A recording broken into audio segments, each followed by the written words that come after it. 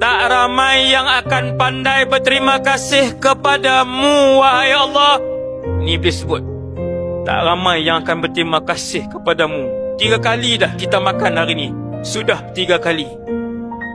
Berapa orang yang lafaz Alhamdulillah? 50 tahun dapat pakaian, Allah bagi pakaian.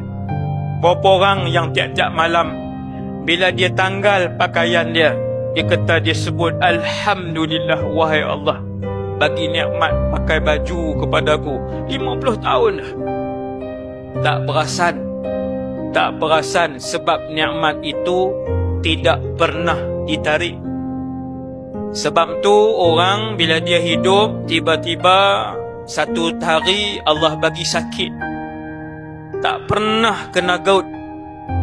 Ada satu hari Allah bagi sakit kaki, kedua-dua belah gout, letak pun tak boleh. 49 tahun Allah bagi kaki sihat. 49 tahun kedua-dua kakinya sihat. Pergi kerja, balik kerja, pergi masjid, balik masjid, tak pernah sakit.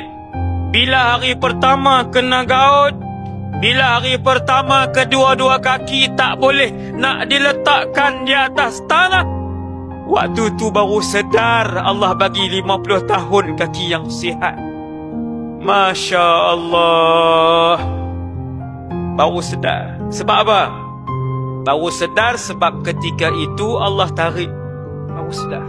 Maka saya dan kita semua sama-samalah selalu mensyukuri Allah Subhanahu wa ta'ala.